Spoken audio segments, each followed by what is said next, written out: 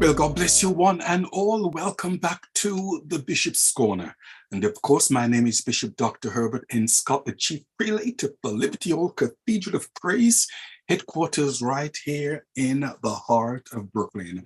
And certainly tonight, we want to shout out to the visionary of the Bishop's Corner, Philip Reid himself. And Philip Reid is doing a tremendous job.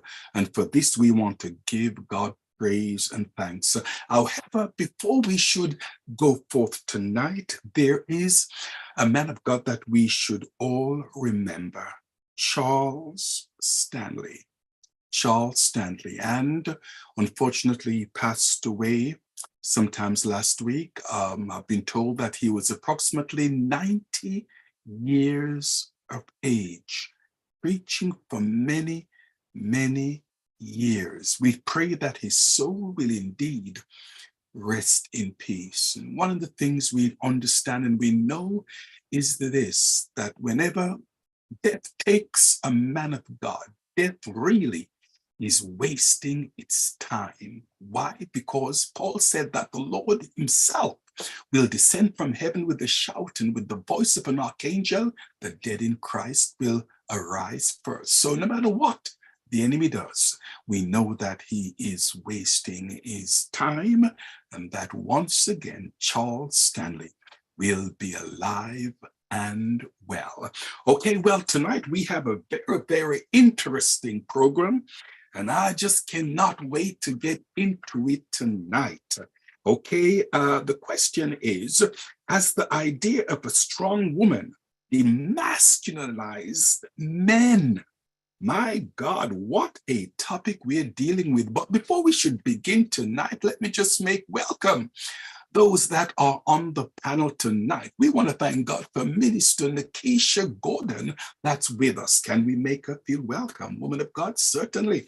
It's a pleasure to have you on the Bishop's Corner. Next, we want to thank God for Pastor Carmel King-Lochke that's with us. Pastor Carmel King-Lochke, pleasure having your daughter on the Bishop's Corner tonight. And once again, we want to thank God for daughter Pastor Diane Thomas is with us. Can we put our hands together and make her feel welcome? Woman of God, certainly it's a pleasure to have you once again on the Bishop's Corner. And we tonight do want to thank God for those that are weighing in tonight. For that, we give the Lord praise and we give him thanks. Oh, yes, the question is, has the idea of a strong woman demasculinized men? My God, that's a question. That's also the topic that we are dealing with. And my question is this tonight: what happened to all the men? Is there a reason, a principle of sufficient reason why we don't have the men on tonight? Is it because we're using this particular topic? Well, let's go into it tonight. I want to ask the question. The topic is, has the idea of a strong woman demasculinized men? That's a question, and I want to put that question to the panel tonight. My God, oh yes, now I want to hear from a woman of God that's been married for many years. So she's a pastor. My God, and the Lord is blessing the church where she's pastoring. Pastor Carmel King-Lochke, how say you, woman of God?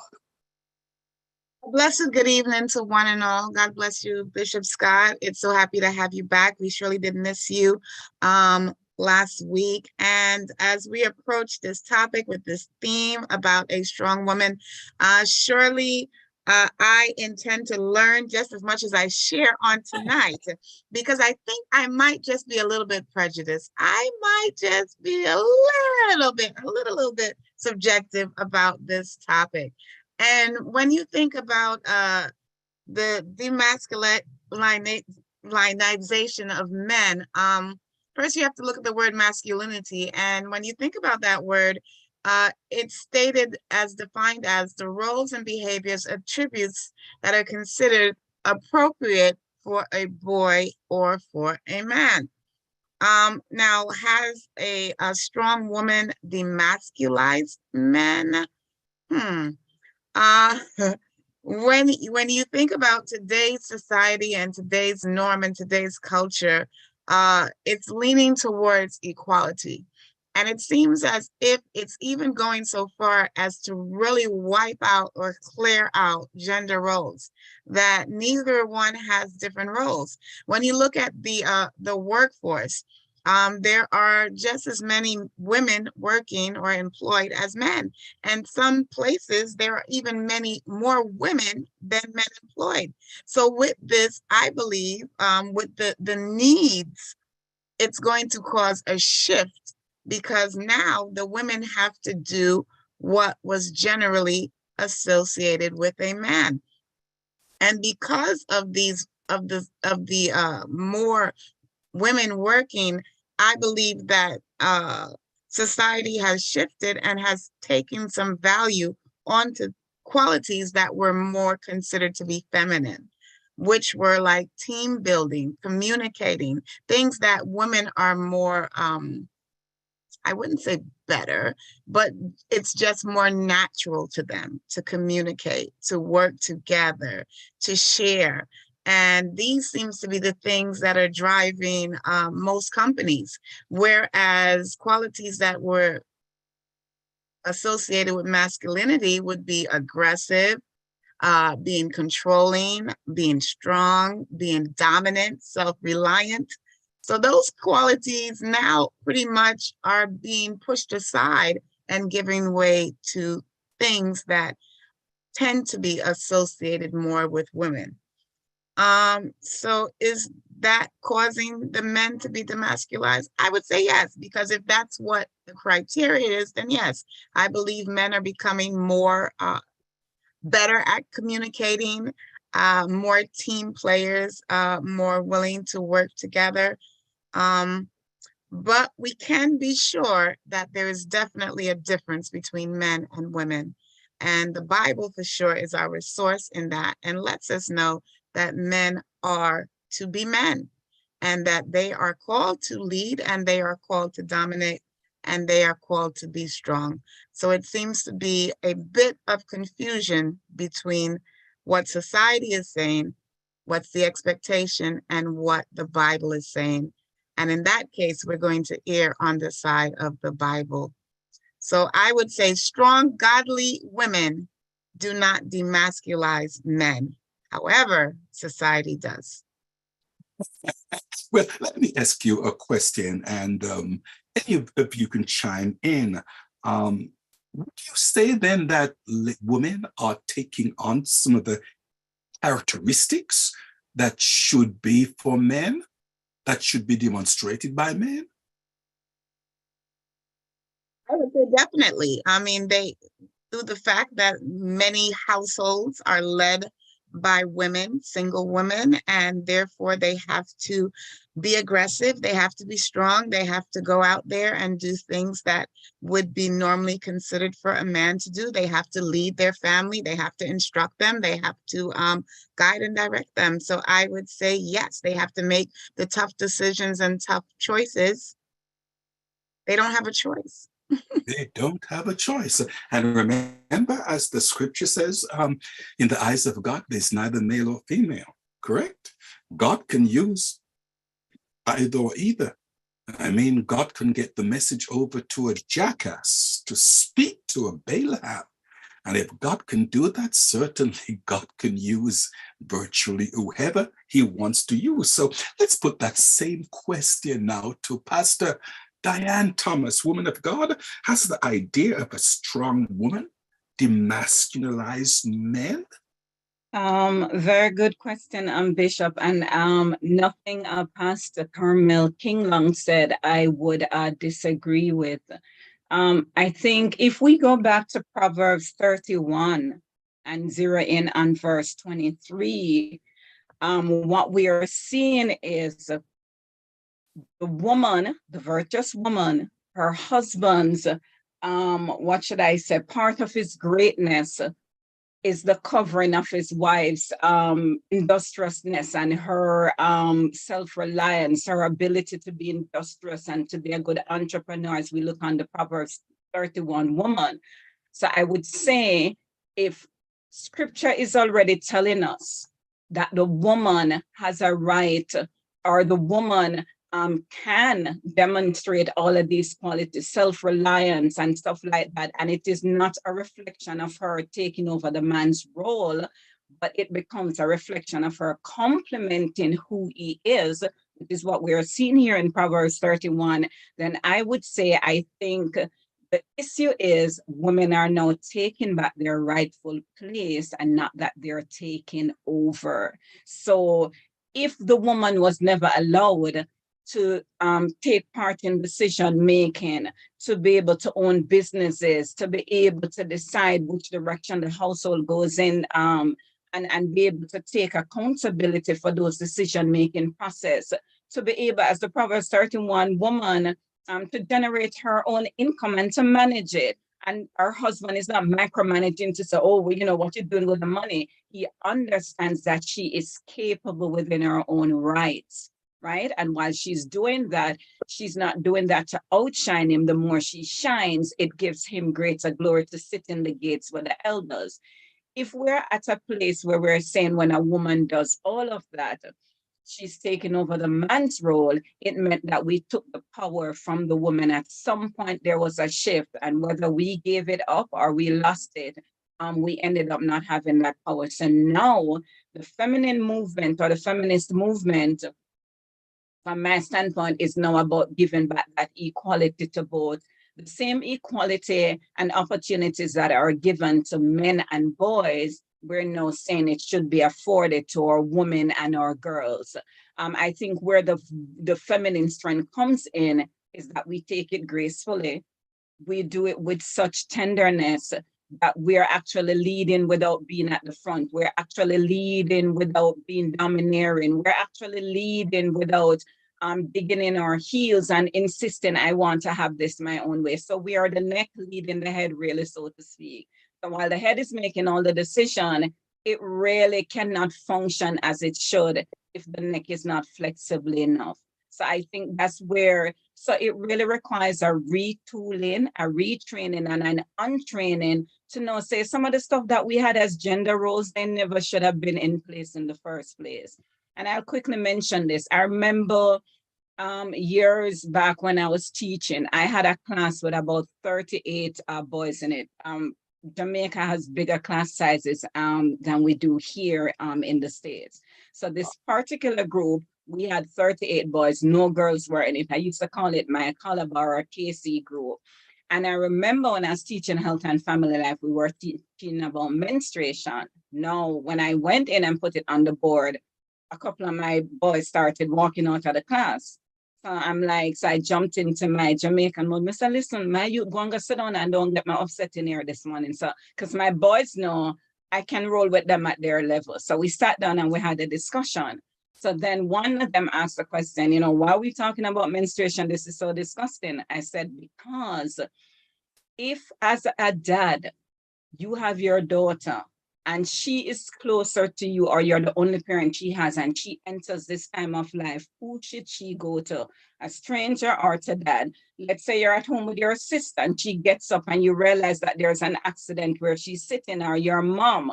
Shouldn't you be able to deal with it? That's when one of my male students got up and said, Miss, I agree, because his mom has cancer and he's the only child for her. So he's bathing her. He's doing stuff that normally the female would be taken care of, but she's unable, especially when she goes to chemo. So I realized even then at that moment, because I was taking a non-traditional approach to teaching, I recognized that there is a need for us to just kind of break down some of the gender roles that we have put on our boys and our girls, because at the end of the day, life happens to all of them. And while our girls are more prepared, we give them the dolls to play with and stuff like that. And I'm not saying that you're to give your boys dolls to play with if you're very, off by that. My son, the one that's closer to age with my daughter, he used to do it because she would give him and say, you take the baby to the nursery, and he's going to the nursery with the doll. and she's sending him to pick up the baby from the nursery because she saw that with Dad and I. So he learned earlier on to be able to take care of the younger one with role playing with his sister, with the dolls and stuff like that. I'm not saying you're to do that if you're not as liberal as I am in your thinking and if you really can't manage it, but we have to begin to teach our boys they're more than just hunters. There is a lot more. The hunter also has a responsibility to guide home the hunt, to watch over it, not just to go get it and come put it down. Because if you take it home and the person who's responsible for putting the meal together and doing this and doing that, they're incapable, whether they're ill, whether they're no longer there for whatever reason, you don't want them to feel that they're no longer relevant. So it is just reassigning the roles and breaking down the barriers, because life has shifted what's happening with us, and therefore we have to retool, retrain, and untrain ourselves with how we think. Okay, well said indeed, young lady, well said indeed. Let me say this, it's been said that women should not be alone, women should not be alone. So at this time, we'll be hearing from Minister Nakesha Gordon, and then after her, we'll be asking Dr. Phil to come on, and I'll be putting the same question to him as a male gender. And you ladies know that Dr. Phil is all man. So the same question to our Minister Nakesha Gordon. What of God? How say you? Good evening to my illustrious panel and to all the viewers out there, Facebook land, on social media. Good night. My panelists have unpacked it, but I just wanted to add that in terms of, I had the word emasculate as well as demasculinized, right? And emasculate is basically when you disempower a man, take away his male courage and virility.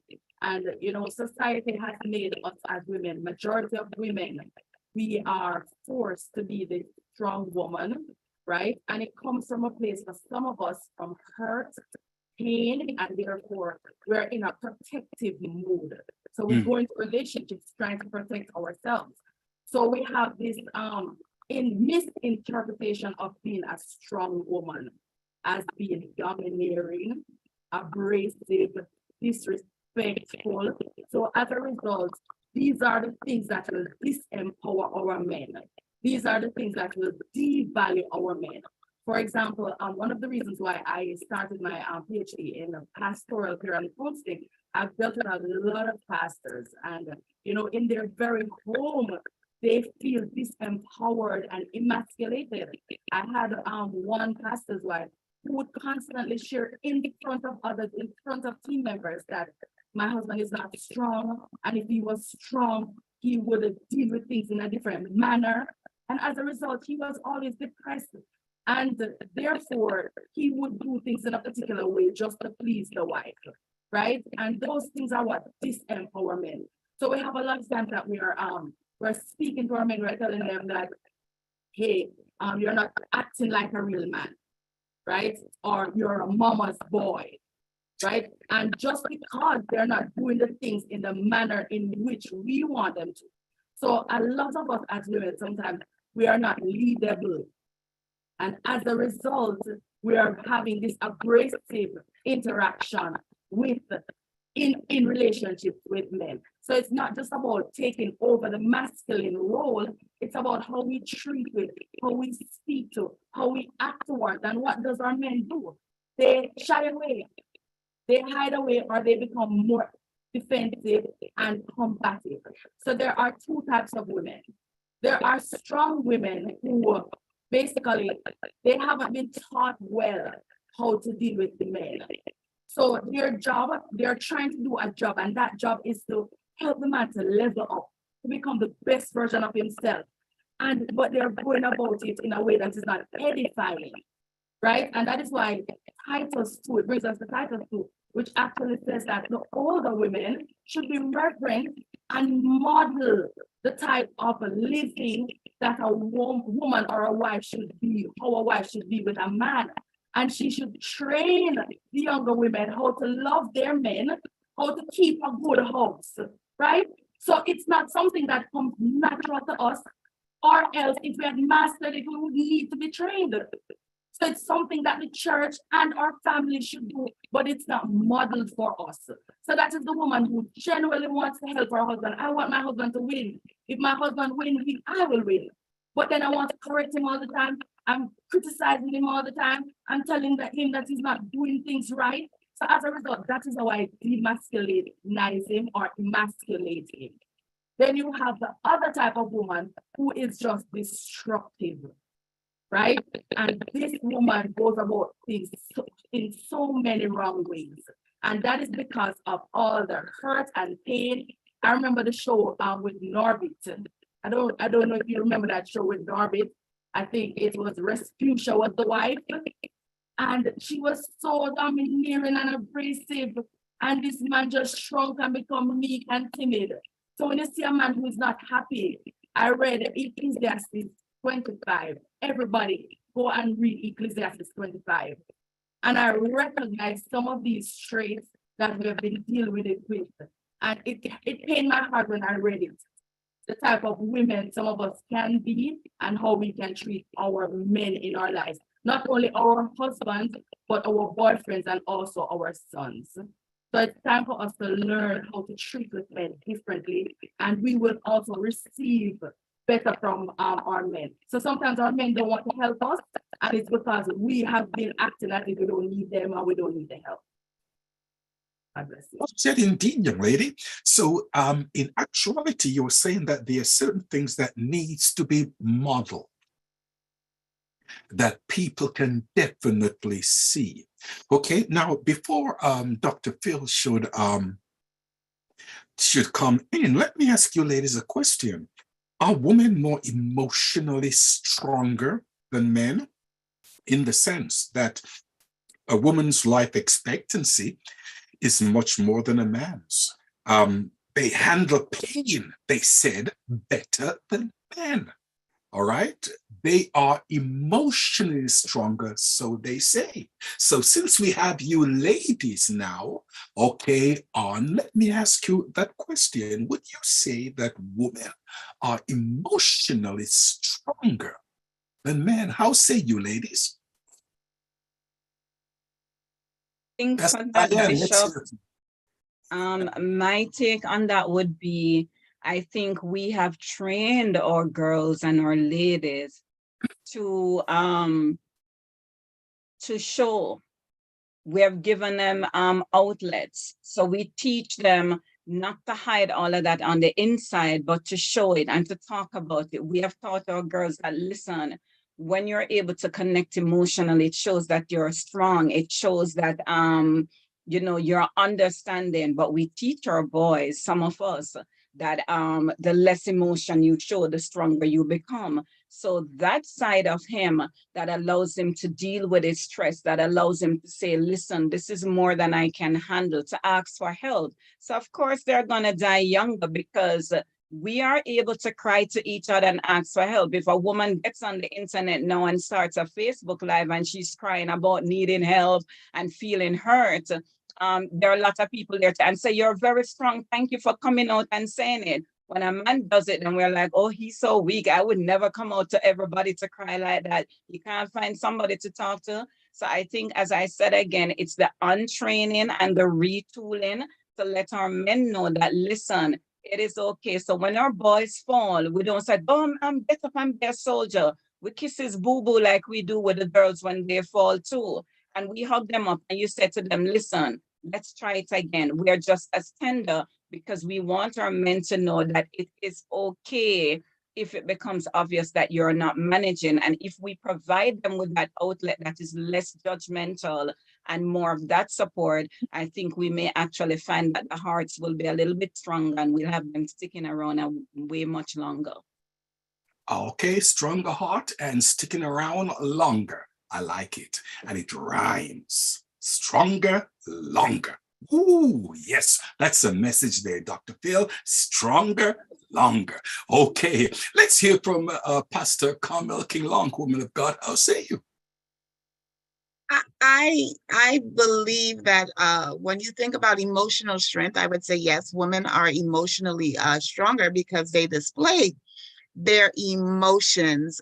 They allow everyone to see them, and they are more transparent so than men. I think men have been taught that they need to cover up or they need to protect their hidden truths in order to be able to dominate. Because if you're in a competition with someone, and that is the quote unquote role that is expected of you to always win, then you cannot be real because you have to keep a quote unquote poker face in order to outsmart your opponent. So I think for that reason, they've been taught that, and it's like something you can't turn off.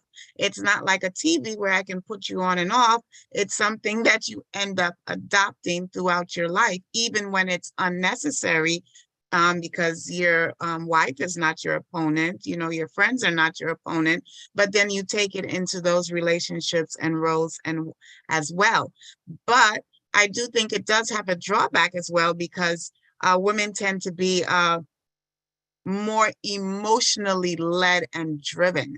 So with that being so, where a woman may be criticized at her workplace for her work habits or the way in which she does something, and I think women are more likely to overthink that. They'll go to sleep with that. They'll wake up with that. They'll think about that morning, noon, and night. And men will be like, oh, I didn't even hear that said. And they won't take it as serious. And they don't tune in as well to attitudes. Where women, we look at your face, your eyes, your hands, your this, your that, and then we tend to overthink, and we tend to make up our own scenarios in our head that may or may not be accurate. And I find that men don't do that as much. So this allows them to, I guess, to be more steady, where we can have these ups and downs. I find them to be, honestly saying, it hurtful to say it, but honestly saying, I find them to be more steady. So, woman of God, you said that because a woman shows it, she's got more strength than a man. So wouldn't you say that if you can hide it, that shows more strength? No? Bishop, you put me in between a rock and a hard place. Well, that's why I'm here. Because I don't think they can turn it off. So even when they should be showing it, they're hiding it still. Even when they should be crying, they can't.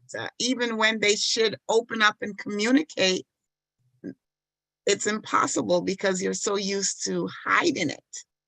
But wouldn't you say that the hiding is strong? It's hard. It's hard to do. It shows. I think it's broken up many marriages. Wait. I got to jump in on this one. Please, on this Bill. one. I couldn't just listen. So guys are different. We are made different. Okay. While you guys are processing, we have already dealt with A, B, C, and D. All right. We want to know the beginning, the middle, and the end. The details, not so much. We just want to know, how's this going to end? And if we feel something, I tell you what, if you see a man cry, you've just done something. Just him crying says something. If a man says to you, especially if he's quiet, if a man says to you, I'm good, he's good. So, you ask him to go into details, he's going to be like, what details do you need? Nothing is, but we have a space that we deal with things more systematically and logically, right? Whereas women deal with it holistically. This is affecting my security. This is affecting my space. So I got to understand what I'm dealing with, where it's coming from, all of the stuff, and you're it's just a matter of how we approach every situation. Now, I was thinking about this the other day. There's a book I was reading, and it said, if an emergency happens, right, in a family, the mother runs for the kids and the husband runs for the wife, right? Because he's having to protect, he feels he needs to protect her, and she needs to protect the kids, right? But overall, everybody has their mental function as to what they need to do. If you're a masculine man, if you're a manly man, and somebody comes in to rob the house, the first person out of the bed is the husband. You know why? Because he's thinking, I've got to defend my family, and nobody's coming up in here to do that. How would you like a man that doesn't get up out of bed? He hears a noise downstairs. He's like, honey, can you go check that out for me? What would be your response to the man that does that? I want to hear that.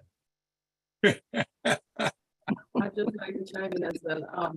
In terms of masculinity, when I say masculine strength, I believe that masculine strength, a man is strong based on even his structure, muscular, everything. He's also strong emotionally. So that's where I disagree with my females. He is strong emotionally because he has been taught, right, to hold that strength. So you have a lot of women, we're very emotional. We cry over everything. We be stressed over one thing. I remember when we were just married, I was so emotional. And when we had issues, unless we talk about it all night, I would let it go because the Bible says the sun shouldn't go down on in a wrath. So we would have to talk all night to talk through this issue. While a man is so logical, he moves on very well. But in today's society, men are being requested to be more sensitive, and that is their feminine side. They need to be in touch with their female side, their feminine side, which is going to be the kindness and also sensitivity.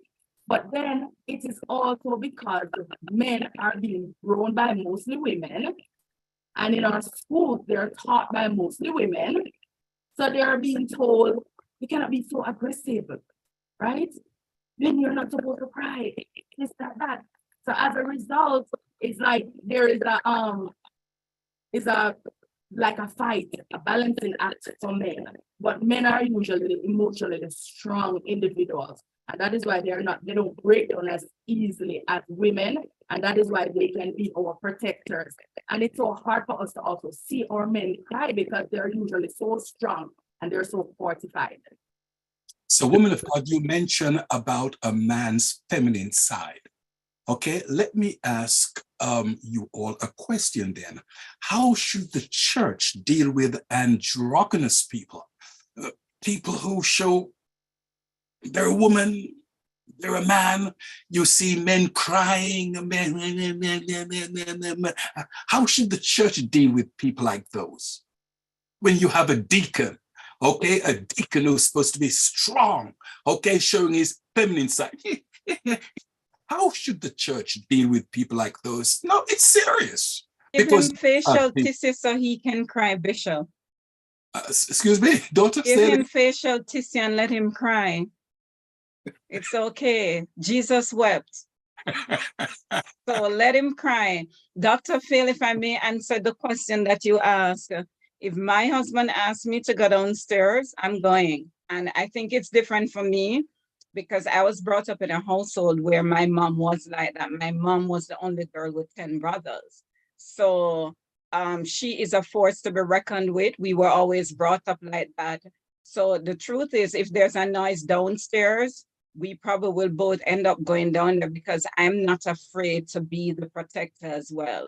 And once we get down there, I'm springing into action with him as well to defend our home. So I guess it depends on the woman. The truth is, if your man is not naturally that type of person, everybody understands their relationship differently.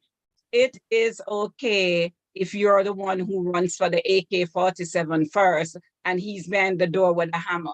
It really is okay because that's the dynamics. It doesn't mean that you are the man in the family. It means that you're the warrior in this moment. For this particular circumstances, your husband would probably, you know what, let me just see what's happening. Diane, there's a little noise downstairs. Shouldn't we go and check?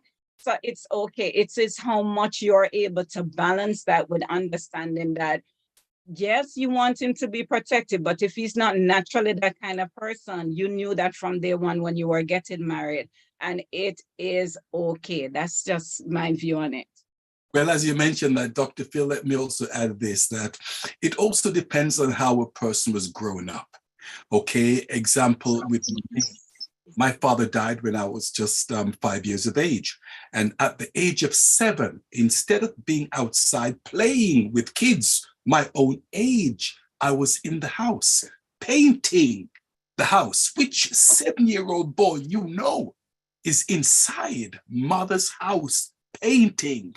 And I was painting sometimes until 8, 9, 10 o'clock at night. I did that and so forth. So it really depends on the home, how you were growing up, how you were trained, how you were nurtured. We have to take all these considerations into it.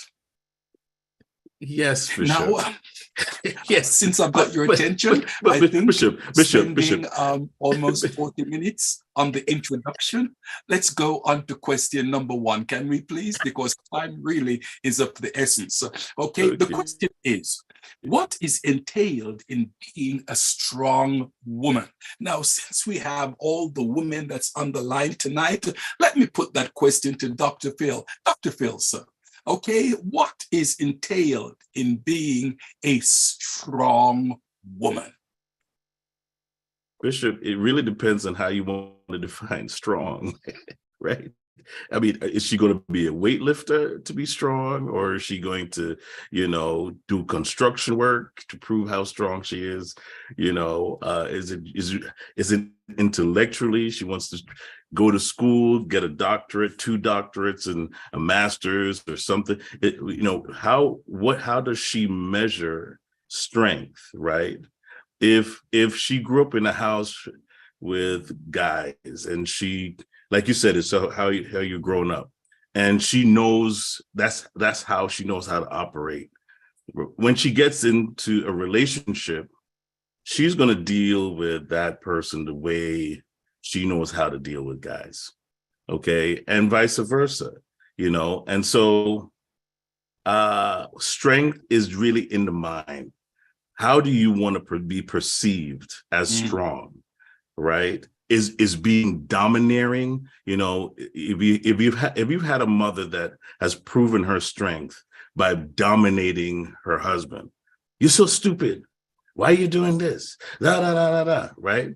If that's what she's seen, and that's what she's seen emulated, chances are when she gets into that kind of relationship, that's how she's going to portray strength, as dominating, right?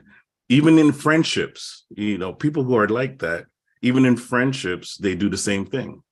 They need to feel the need for power over someone else in order to feel any sort of value for themselves, right? And so, it's really a matter of how we all measure strength. Mm-hmm. Okay, let me put that same question now to Minister Nakisha Gordon. Okay, woman of God, what is entailed in being a strong woman? You're muted. I was trying to use another device because I hear that kind of breaking up the audio for me. Are you guys hearing me clearly? Okay. Yes. So I totally agree with what Dr. Phil stated as to what is a strong woman. And in today's society, a lot of women, a lot of us in our Christian walk, in communities, we are required to be strong. And that means that when I look at the word strong, it means having power to perform physically demanding tasks, able to withstand great force or pressure, right? Having moral or intellectual power, having great resources such as wealth or talent, striking or superior. So a strong woman is one who can handle the challenges and the adversities and difficulties of life with grace and dignity. So that's what I believe a part of it is. And for me, a strong woman, as I said before, she's able to balance her feminine energy with her masculine energy. So she is creative and intuitive, right? But she's also loving, kind, and nurturing. She's able to connect with others, as Pastor Carmel had said. So she's able to be a team builder. She works well with others, right? But then she's also ambitious. She has drive. She has passion. She does whatever it takes for herself and her family. And that is what is represented in the Proverbs 31 woman. She has the power to go out there and get wealth and to get what she wants out of life. So that is what, and some men are intimidated by that kind of woman because some men are not ambitious. Some men want a woman who's gonna carry them.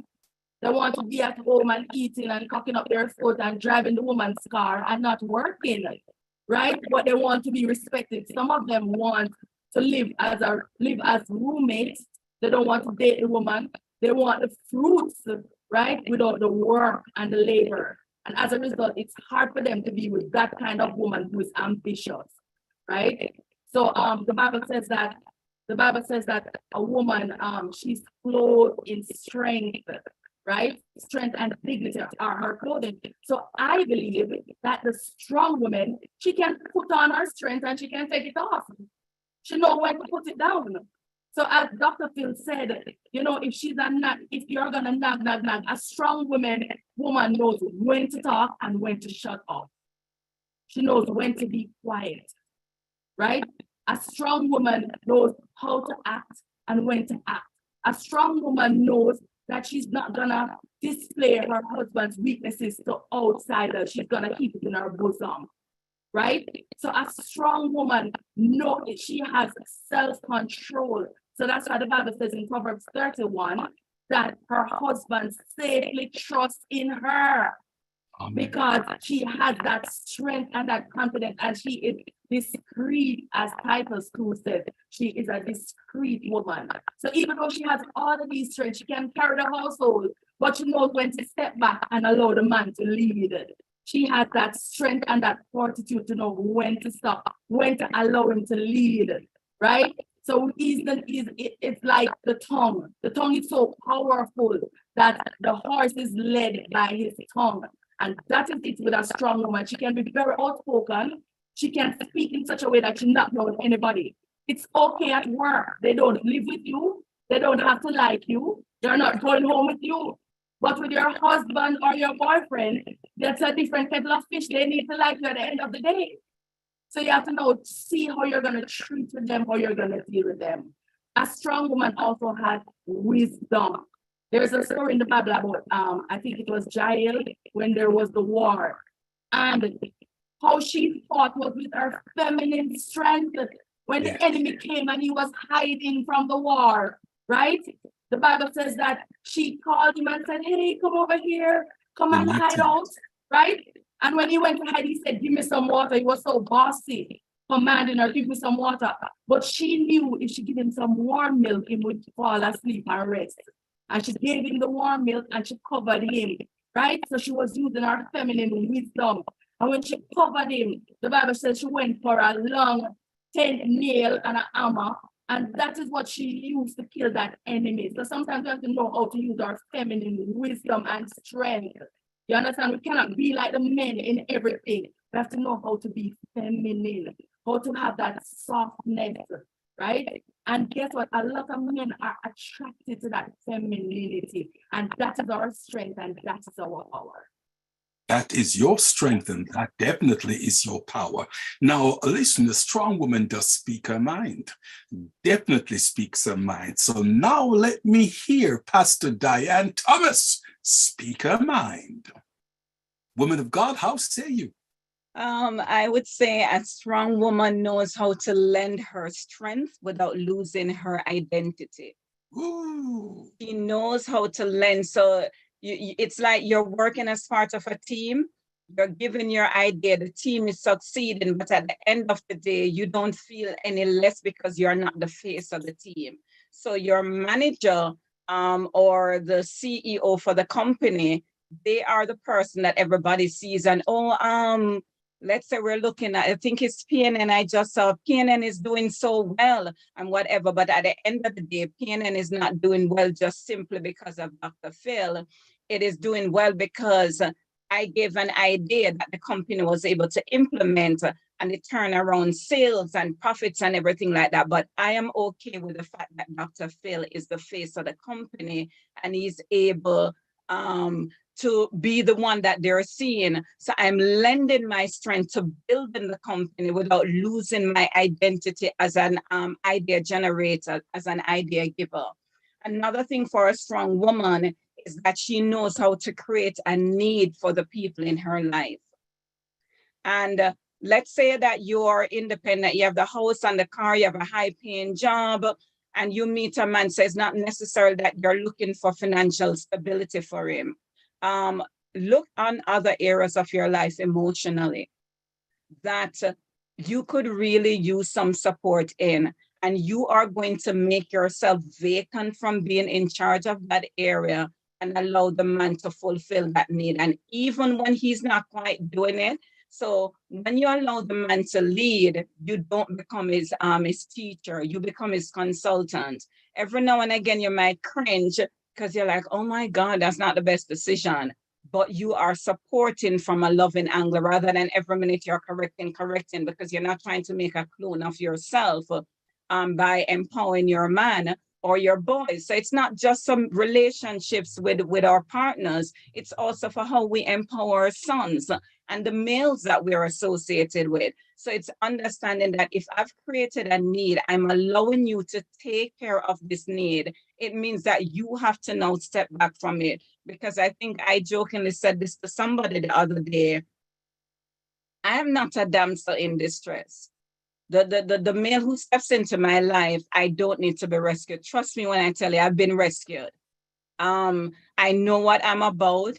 I know what how to achieve what I set out to do. But I also know that if I have somebody traveling with, two makes the journey a lot easier than one person doing it. So when the person comes, if I have the table, I am going to allow them to put a plate or two on the table. I'm going to allow them to maintain it when the table foot get wobbly.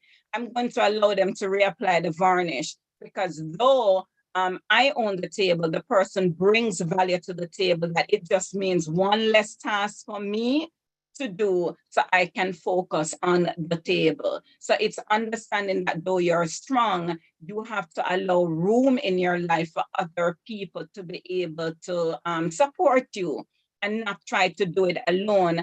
And definitely you understand that part of our strength, we know when to be professors and when to be consultants. Consultants only speak when they're asked to give an input. The professor know you go, you take your class, your job is to instruct. So we know the difference between that and we know when to do it.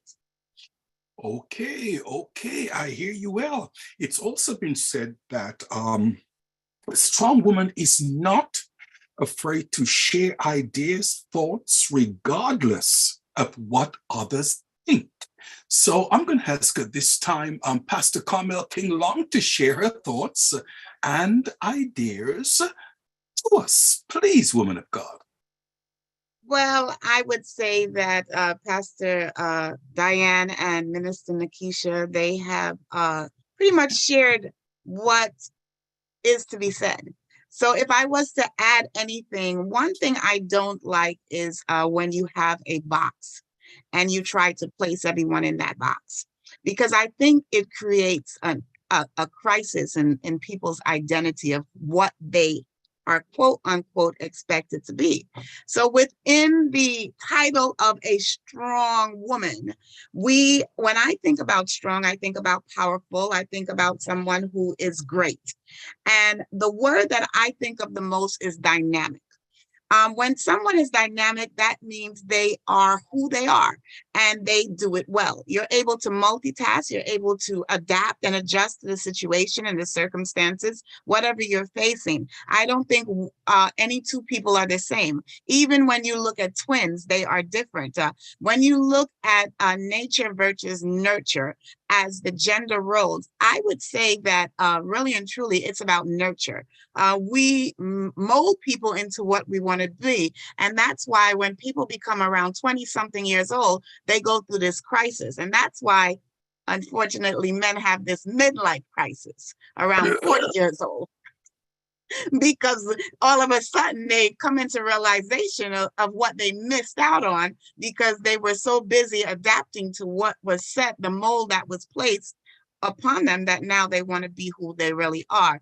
And it's a scary thing when women realize that, wow, I don't even know who I am. Like I'm 7 different people. I'm this one to that one, and I'm that one to this one, and who do I be? So I think even when you use the word strong, most important, we should be godly. We should put God first. He should be our number one focus. And God has made each and every one of us different for a purpose and for a reason, to fulfill a purpose and a reason that only we can do with that personality that he gave us. So if I'm busy trying to be who you say is strong and who you say is strong, then I'll never be able to be who I am to be. So that's why I would use the word dynamic. I think one of the main roles of a woman is to raise the children. I do believe that. And I don't think a man can raise a child like a woman can. I think women are definitely called to do that role. We're the one who carry them. So definitely it's going to be a different type of connection to something that really you birth. And as you said, Bishop, we endured that pain so well. And it is our job and our duty to bring up our children, to raise them under the teachings of God, and to lead them to Christ at an early age. I believe that's one of our main duties, as well as, of course, to be provide a home. I don't want to say something that's going to be taken the wrong way, but to make our home hospitable. I think women are by not just nature, also nurture. I think that we are caring and compassionate. And I think that because of that, we're able to help others become.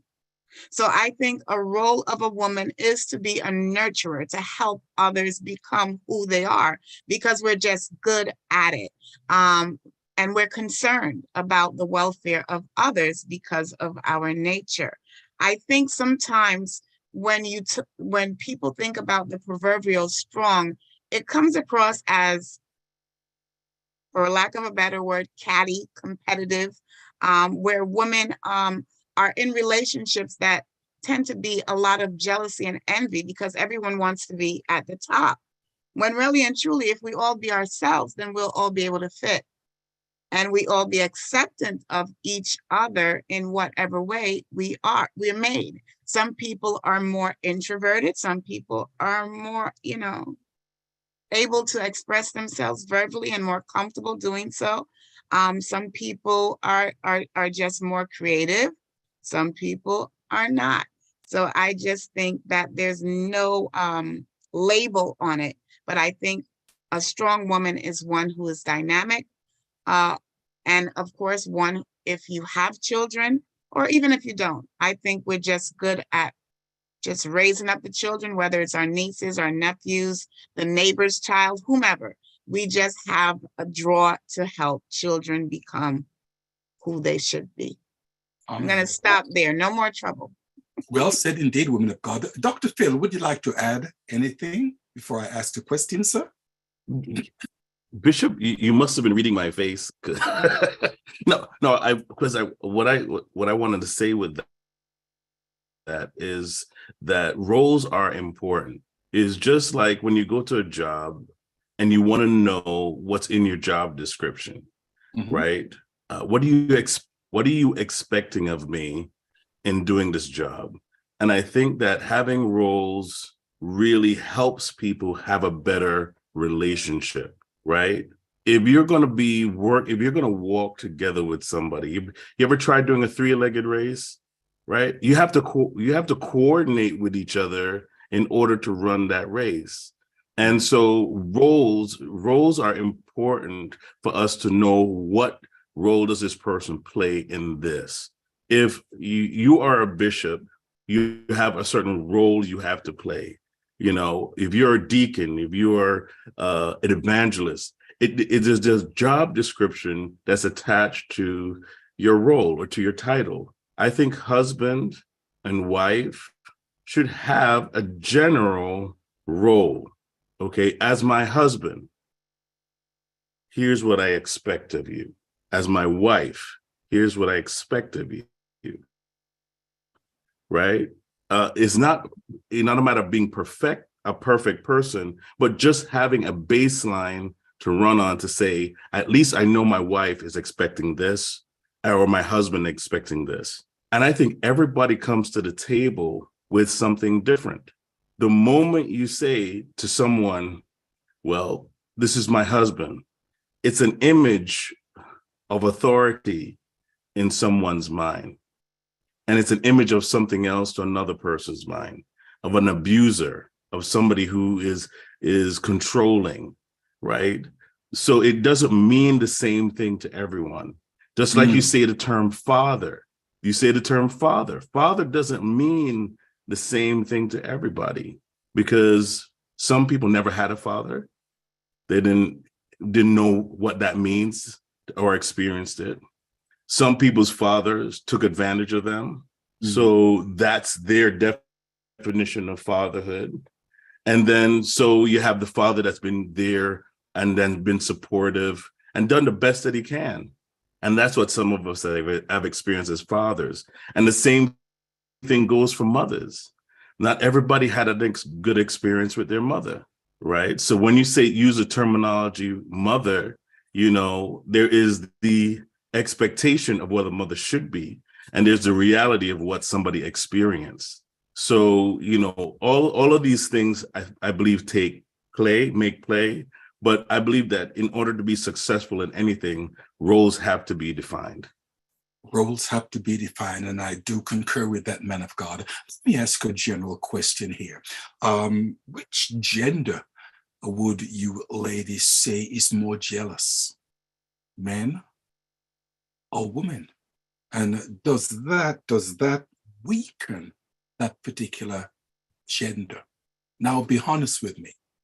Remember now, I'm the father figure here, and I want honesty. Okay, let me put that first of all to the ladies, Dr. Phil. I want to hear what they have to say. I think that women are more jealous, but I think it's because of men.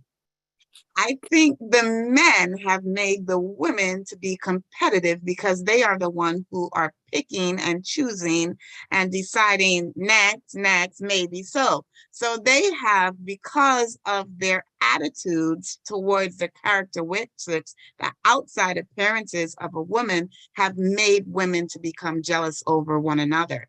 And they do it deliberately. They deliberately pit women against each other to get what they want, to get women to, you know, just to do everything for them. So if you won't do it, then she'll do it. And they'll tell you that, well, you won't do this for me, but so and so forth will do that for me. And, you know, so and so forth, she's going to the gym every night and you're getting a fat tummy. And, you know, so they will do these type of things, mess with women's mind and make them to become that way, Bishop Scott. Dr. Phil, that lady don't like us. I don't know what we've done to her. No, just playing with you. Okay, let me hear from you, ladies. I'll say you. Go ahead, Minister Gordon. Yeah, comparison is definitely the thief of joy, right? I totally agree somewhat with Pastor Carmel, you know, in terms of how the men, and especially because you have more women. What is it in Jamaica? We have a song that girls in a bungle. You understand? So we have more women definitely than men. So there's a tendency for women to catch fight over men. But I can share with you that if a woman is secure in her relationship, if the man keeps her secure and helps her and supports her security, then it's hard for her to not be jealous. As a matter of fact, the man doesn't have any tree in his face, you know, and it's for some women, when other women look at their man, they feel confident. You understand? Because yes, other people looking at him, other people want him, but they don't feel insecure to the point where they're gonna feel jealous. But if the man is not trustworthy, if he has done things to hurt the woman, then it's gonna put her in a place of insecurity where she's not gonna feel jealous, right? And sometimes some women put themselves in a position where unless I know something is happening, I'm not gonna belittle myself or put myself in that place where I'm gonna feel devalued, to be jealous and pining over what this man might be doing in the background. So I'm not gonna be checking phones. I think I've gotten to the place where I've outgrown that. If you want to do things like that, guess what? That is with him and in God. You understand? Just make sure whatever you're doing out there, you protect me. Don't put me in any position where I'm not protected. You understand what I'm saying? Men, on the other hand, I think they're more boisterous if they find out that their woman is doing something out there. You understand? So if they find out that the woman is cheating, hell, because they can't handle certain things because they believe that the woman is theirs and theirs only. They're not sharing, right? And they don't want to hear or feel like anything like that is happening. So they're usually more, you know, and they can be more abusive and they can blow it out of proportion, stuff like that. But a woman is usually more jealous because she's more emotional and all of that. Okay, Pastor Diane Thomas, let's hear from you, woman of God.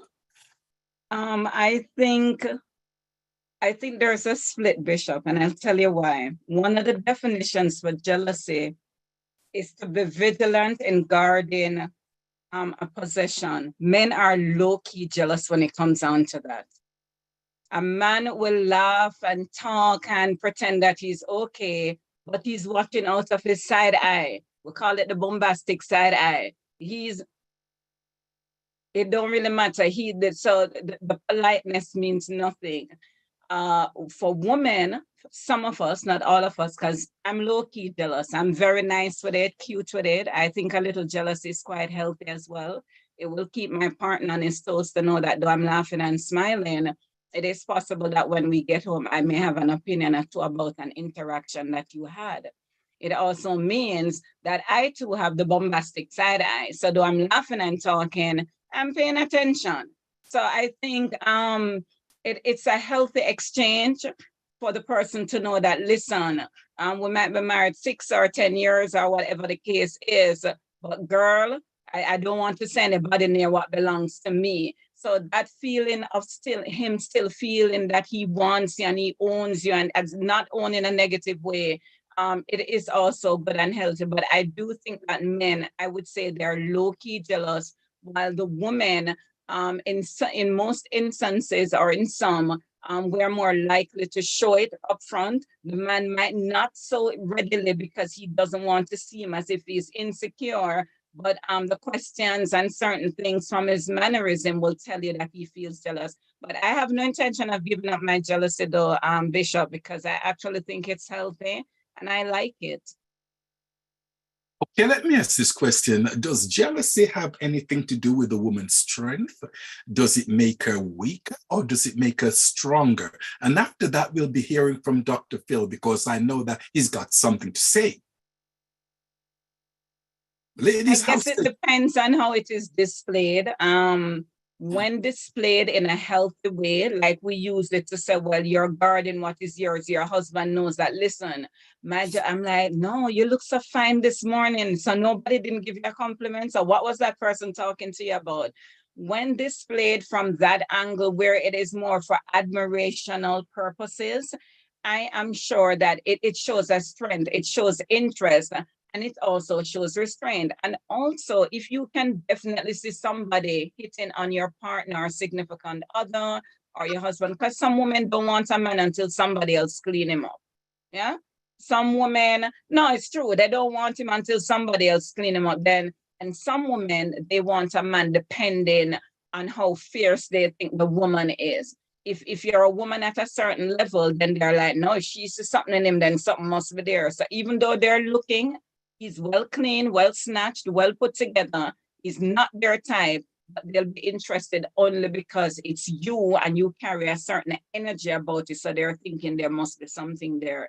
It is how we demonstrate all of that that is going to determine whether our jealousy is a weakness or is a strength. It has to be demonstrated with grace. It has to be reasonable, especially as Christian women. And sometimes I find this a number of times, especially with marriage. Just because you're married to the person don't mean every single woman who talks to him is interested. Trust me when I tell you this. For some of us, we are the only persons interested in our partners, because if you were paying other people millions of dollars, they still would not be interested in them. So sometimes we just need to calm down, take a chill pill, and just relax and understand that interaction, especially single women with your husband. There are actually some single women who want a single man to become a husband, and they're not looking for somebody else's husband to be single with. So it is just understanding how we manage our emotions, and if it's done in a healthy way, then I would say thumbs up for that. Dr. Phil, these ladies do have a voice. They definitely do. Yes, they do, Bishop. Yes, they do. I'd like to add that it's also about not being overly vigilant, because sometimes, and that is what drives women crazy. They're so overly vigilant about who they are talking to, who they're inboxing, who they're messaging. They want to know everything. They want to know everything about the man. What time he left there, what time he. So they're not overly vigilant, and that can become very, very stressful. And that to me is would represent like form of like a weak woman in that situation. And for some of us, it's kind of harder to even monitor a man because of his job, his position. As a minister, sometimes they're going to be dealing with a lot of women. You understand, depending on the department they're in. You understand? So every interaction, every conversation is not about somebody wanting that individual. You understand? But and sometimes you have to check your husband in terms of his wisdom with how he's communicating with single women. Because just complimenting them, sometimes they take it to me, oh, Dr. Phil wants me, or Dr. Phil likes me. Dr. Phil told me this. Dr. Phil told me, oh, you look good today, you look chirpy. Guess what? So you have to be careful, because some of them are going through stuff and just very little attention can cause them to feel a particular way. And they can start stunting on your wife. And if she's not secure in herself, it can impact her. So we have to also understand those dynamics. So a lot of men in ministry, they're going to be interacting with a lot of women. So us as women, we can't be behind them, like watching everybody talking to them. I know you talk to my husband, careful, drop your shirt, So we have not to be over vigilant. Okay, I'm sure that Pastor King-Lochke has something to say. Don't tell me you're lost for words, woman. That's a hard question to answer again. It's no way really to answer that question, because unfortunately, especially in the Caribbean, men have made women jealous for good reason, because men more so than women tend to have more than one mate, and without permission. I'm not talking about these nowadays open relationships and all sorts of other things. I mean, it's known for men in the Caribbean to have their own grandchildren. They have this woman, they have that woman, and it's acceptable norms. So that causes a lot of jealousy. I think that in order for that to be resolved, then men just need to adhere to the standards of their marriage. And women need to adhere to the standards of their marriage and be godly. And then we would not have that issue of jealousy. It's okay to, love your mate and and admire them and notice who they're with. But it's another thing when you feel that you are not enough, and you feel that you're not good enough, you're not you're just not enough, and that is the reason why he is drawing attention, whether it be in conversations, because cheating is not just with sex. It can also be with the level of intimacy that two people have when someone doesn't talk to you, but they talk to everybody else. So, it's a very complicated topic, I think, with the jealousy that can be created. But I think that, as Dr. Reid said earlier, we just have to know our relationships and just try to be honest with one another. And that's why I brought it up, because it is very complex. Very complex. And I have a very important question to ask, but I want to get a response from the only man that we have on the panel tonight, Dr. Phil. Man of God, how say you? Please rescue me, man of God.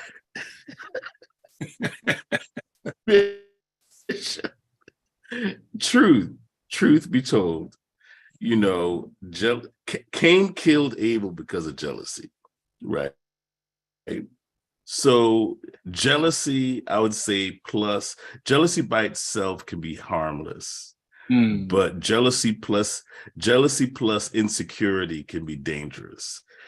Jealousy plus anger can be dangerous, right? And so you got to be kind of careful what you add to it.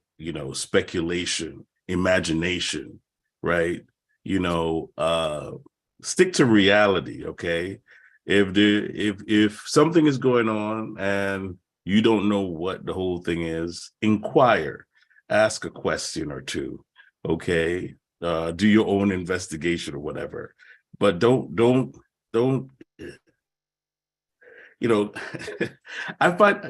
Here's what I find the difference between woman and man.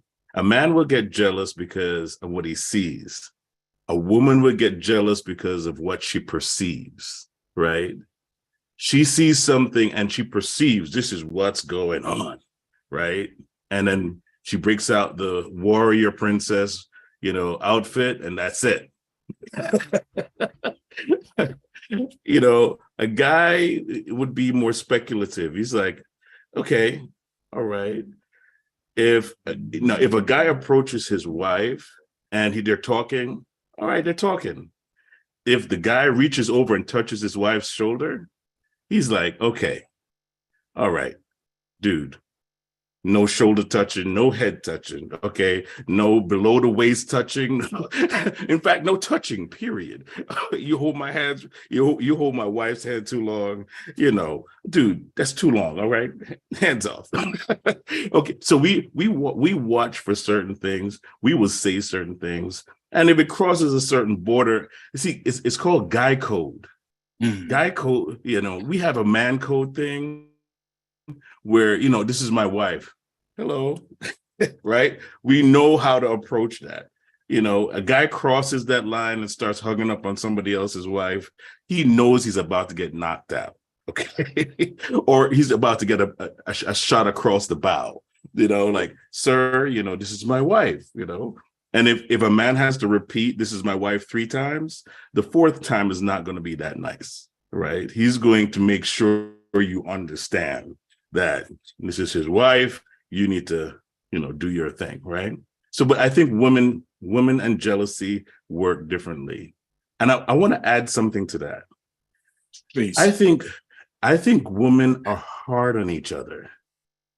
Even when it comes to the hair, when it comes to the makeup, when it comes to the outfit, when it comes to, what is said, how it's said, they're hypersensitive to their entire environment. So somebody walks in and they look a certain way. It's like all of a sudden there is a whole story being said. You know why she looked at me like that? last year when we were at the conference down in Dallas, Texas.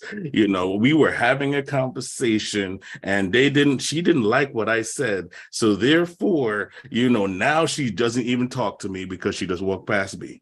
Whereas the other person might just be thinking, what am I cooking for dinner today? Yeah. Right? I mean, there is a hypervigilancy of anticipation, you know, and I don't think women forget. I don't know how you guys do it. We have gaps in memory. Okay. If something is over, it's over. I mean, we don't even think about it. But a woman has a way of connecting memories and recalling things from 2 years, 5 years. And, you know, ladies, I'm gonna tell you something. To guys, you start pulling stuff from 5 years ago, we're only pretending that we remember. Okay. So we don't really remember. We're going based on what you're telling us.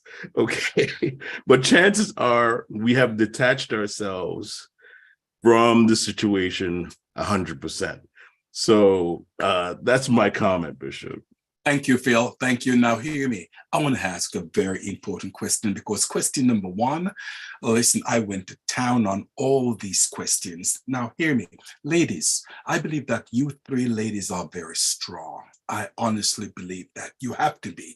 Number one, you're pastors. Now, hear this. How do you build a strong girl? Okay? You all have children. How do you build, make sure that the young lady that's coming up beneath you is strong as you are? Talk to me. In a nutshell, because of time, we only have 10 minutes left. Oh, God. Take a small nut. I'll take a small nut and just put everything in it. It is modeled behavior. It is, and funny, even when Dr. Phil was talking, and I think Dr. King-Lochke kind of spoke to it a bit too. It really is, as we mature and we realize that some of the stuff that we do is not acceptable, we have to go back and untrain and retool our girls so that they understand that. But we have to model what we want them to become, not just simply by telling them it. So like, for instance, when I was growing up, my mom was like, anybody you can't get along with, you need to just keep it moving real quickly. Now, for me, that translated into me thinking that if I was in a relationship where we were at it with each other, it meant that I was in the wrong relationship, because I didn't learn from my mom that really what she was trying to say is, if you're not getting along, yes, you can part ways, but when you're in a marriage, you don't just part ways because you're not getting along. You need to kind of figure out why you're not getting along, and you need to be able to see how best you can fix it. So when we transfer our life skills, especially to our girls, we have to transfer it in such a way that they understand clearly what we're trying to teach, and not just transfer our pain to them and our disappointment. We also have to trust the fact that we've given them enough tools to use, and yes, they may stumble along the way, but eventually they're going to find their own path and their own voices, because sometimes it doesn't look anything like the one that we have charted for them. So confidence in them, because we are absolutely sure that we have modeled the best, and we just have to pray and take that ride with them, because it is a windfall even with the best tools. Okay, let's hear from Nakisha. I concur with what Pastor Diane has said. Like I said before, Titus 2 said that women should be reverent and train the younger women how to live, right? How to live godly lives in a way and manner that will glorify God. And so as she said, modeling, training, but also I think we need to keep abreast of society how men are. Because a lot of times being feminine is seen as, being weak and just submissive and docile, right? And as a result, some women, as Bishop Scott keeps saying, we are strong women, and that can actually devalue us if we are told that we are strong. But the church is looking at us to be on the weaker side or the more docile side, because that is what we've been taught. You understand? Formally, that a woman is dependent on a man, and a woman should, in some sense, be seen and not heard. You understand? In some relationships, the woman is supposed to walk behind the man, right? So when you have a woman like me now who believes that, hey, we're made equally, I was made from a side rib, therefore I'm not expected to walk behind him, I'm expected to be by his side. And as a matter of fact, like a woman like me believes that I am the upgraded version because I was number 2, right? So I am the version 2. So I've been given certain skills and talents and certain things that the man needs that he wasn't made with. So now I'm complementing people better. So when my daughter is gonna come up, I would now hope that she's gonna demonstrate some of those things that we weren't taught when we were coming up. You understand? So we weren't taught those things, and as a result, it caused us to feel insecure in who we are. So we didn't want to speak up. We didn't want to do certain things because we're now appearing as if we're taking over the male position or we're being too outspoken, right? When in reality, we need to share the things sometimes so that the man, we don't have to belabor it, but we can share, do this. I think we should do that. And then it's gonna be up to him to decide. And that is where we're teaching our girls our strength. Now, if she's gonna model that, that's gonna be up to her. As Dan says, it's about praying. I always console myself because I have four kids. I have 3 boys, 1 girl. My daughter is almost 25 now.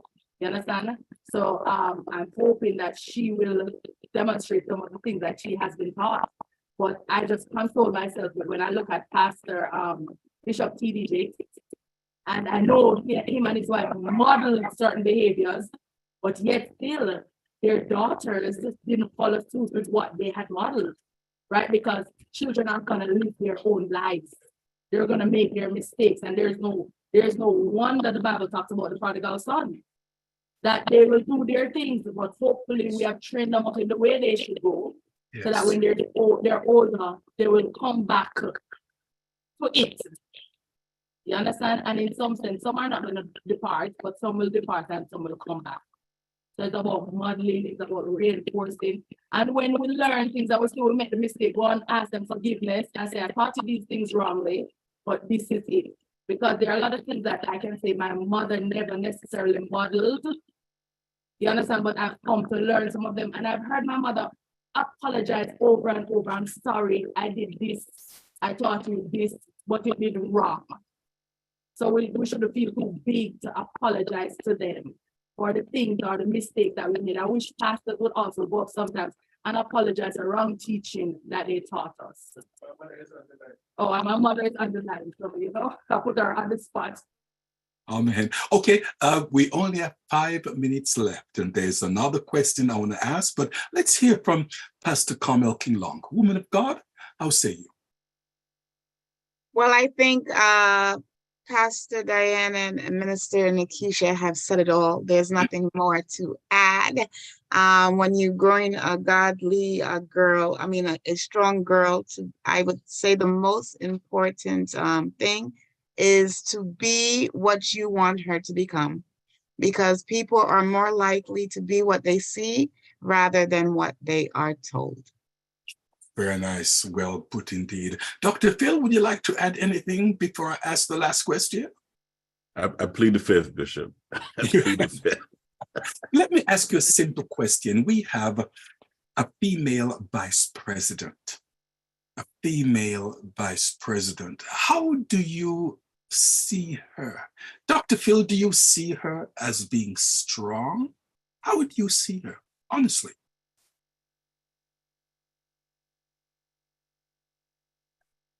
I see her as someone who is good at what she does. I think strength and weakness is revealed under pressure. And I don't think that the pressure of like the role of a president, I don't think that she's experienced that as yet. But she's experienced some level of pressure. You can't get into the position that she's in without experiencing some levels of pressure. So strength, to say whether she's strong or weak, I'm sure there are areas that she's developing in, but overall, just her accomplishment tells you something. Yes. In the world that she lives in the political arena that she lives in, to be a woman of color in that position is not an easy task, and it's not something to be, looked down upon. So that's how I would see that. Okay, we have approximately 3 minutes left. Minister Nakisha, the same question, yes or no? So I'm sorry, go ahead. By virtue of her position, she's been elevated to like the second or third most powerful woman in the world, right? And on top of that, she is Jamaican. She's a very strong woman. And also she is a lawyer. So she's more than outspoken.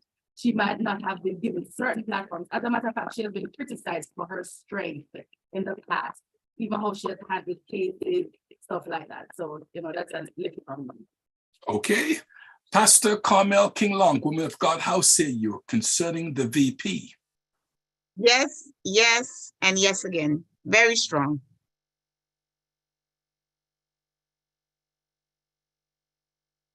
Yes, Bishop, she's very strong. You don't get to that position with so much accomplishment. You don't get to be Jamaican without being strong. Full stop. Okay, listen. This, Dr. Phil, question number 1 alone. I have another 6 questions to ask pertaining to question number 1. I'm doing something wrong. Please pray for me.